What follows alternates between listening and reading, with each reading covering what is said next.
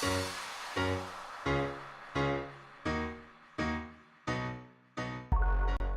Peeps, Suzanna here today to share this layout that I created for Coco Daisy. I used the November memory keeping kits, and I supplemented this with some SpiegelMom Scraps sequins, as well as a sketch that is part of the sketch challenge from later in the month. So I gutted that piece of custom paper.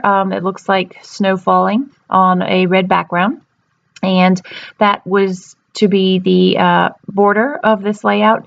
And then I went upstairs to my sewing machine and I sewed in green thread a green overlapping messy circle, or a wreath. And I just cleaned off the back and then adhered that to the gutted border of the exclusive paper. Again, I have said this before, I only have a few of these exclusive papers, and so in order to get more bang for my buck and make my kit stretch further, I gutted them and also it saves waste as well.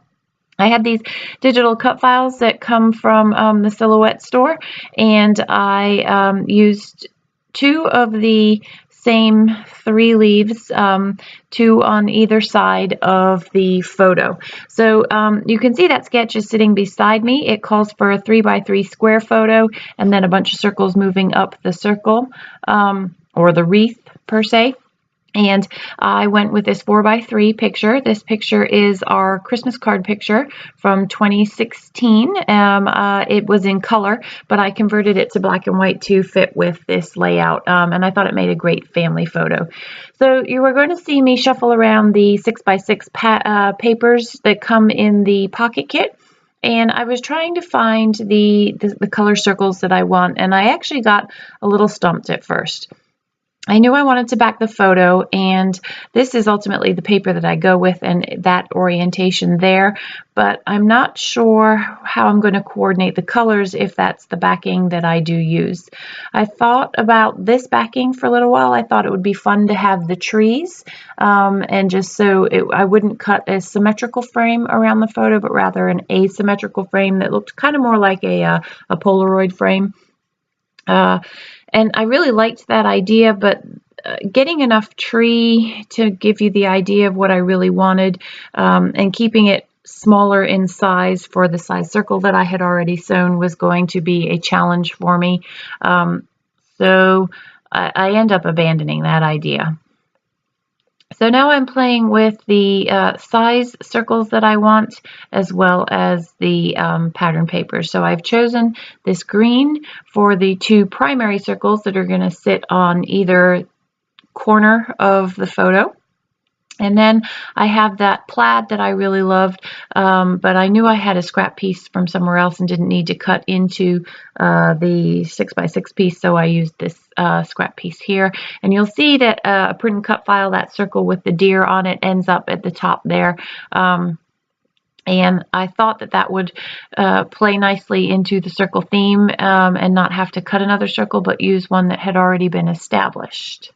I will change my mind, however, because the circles go too far up the page, and I really didn't, it didn't work. The color scheme was right, but that was a much more subtler color than the colors that I end up using in this layout. So the sketch calls for 3 circles, and I opted to just stick with these particular 2. The other pattern papers that I had were a little busy, and I went with something else instead, and you'll see as I continue to create the layout. So one of the tough things about tough being in inverted commas is really not that tough, is that when you cut things on the Silhouette, it leaves a sticky residue, which when you're trying to slide papers underneath can be a little bit of a pain sometimes, but I guess you learn to work around it. So I wanted to put some extra embellishments and use the die cuts from the November kits. You'll see me pull out a bird and some branches and some pine cones, and ultimately I go with the pine cones, and I combine both the pocket die cuts as well as the memory keeping 12x12 kit. in order to get the 3, and I wanted something, it's not called for in the sketch, but at that top left side of that wreath, just to balance out the significant amount of weight that I have on that bottom right hand side of the square there. So that's where I will pull in the 3rd pine cone right there. And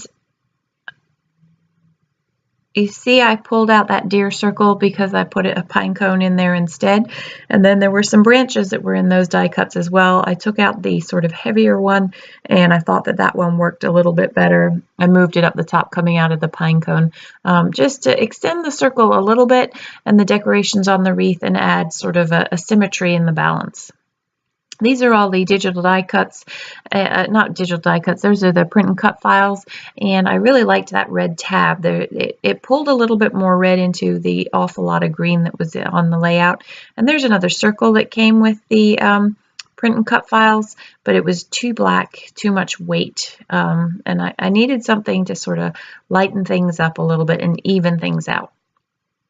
And I liked that Be Merry. I've liked that for a lot of layouts, but have not been able to find a way to incorporate it. It just has the right project hasn't popped up yet. I thought that I could use the Be Merry going horizontally if I moved that tab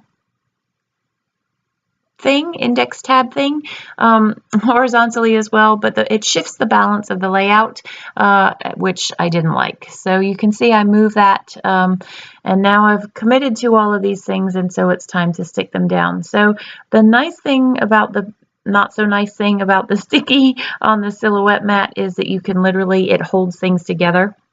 And so I was able to literally lift all of that up and put adhesive on the backing, and then just sort of put adhesive to the little bits that needed some added glue. So again, I'm able to pull the whole thing off there and stick that down. In the process of lifting and shifting, it does change the balance of the layout. There's a lot more of that green top circle, whereas I had a lot less initially, but it's okay. It still is the idea of where I was going with the layout. So I have those primary elements on the wreath and the circles, and now it's time to back the picture. I just have some fun foam just to add a little added dimension. A lot of the things in the wreath, those die cuts, those white die cuts, they are not fully stuck down on the page, so it just adds a lot of movement along with the circular movement of the wreath, and so I wanted the picture popped up a little bit again just to go with that sort of more organic feel that this layout has. So I backed it with that really cool sort of almost tie-dye paper, and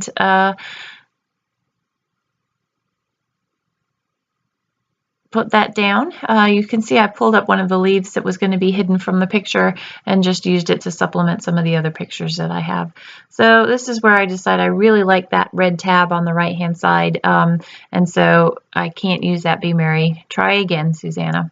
So I loved the wreath, and I loved it, the stitching plain, but I really wanted to use my SpiegelMom Scraps. I felt like it needed a little bit more. Again, I had so much weight on that right-hand side that by putting the sequins all the way around the wreath, it sort of balances it out a lot more for me.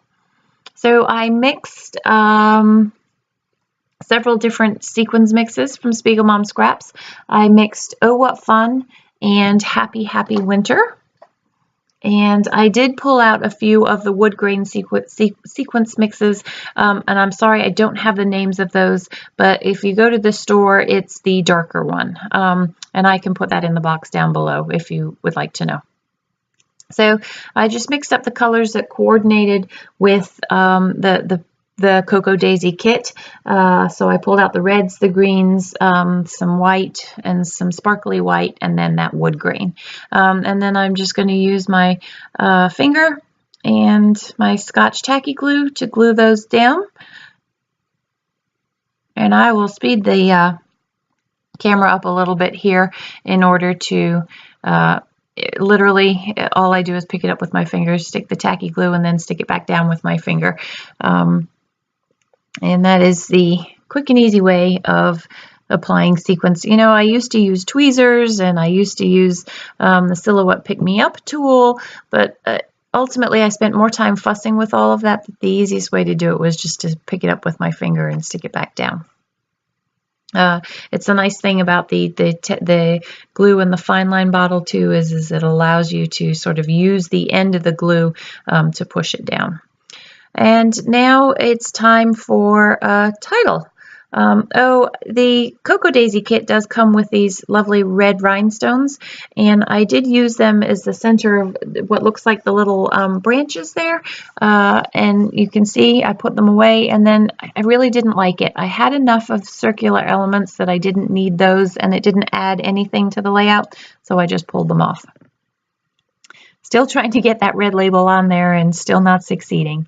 So now I want to do a title.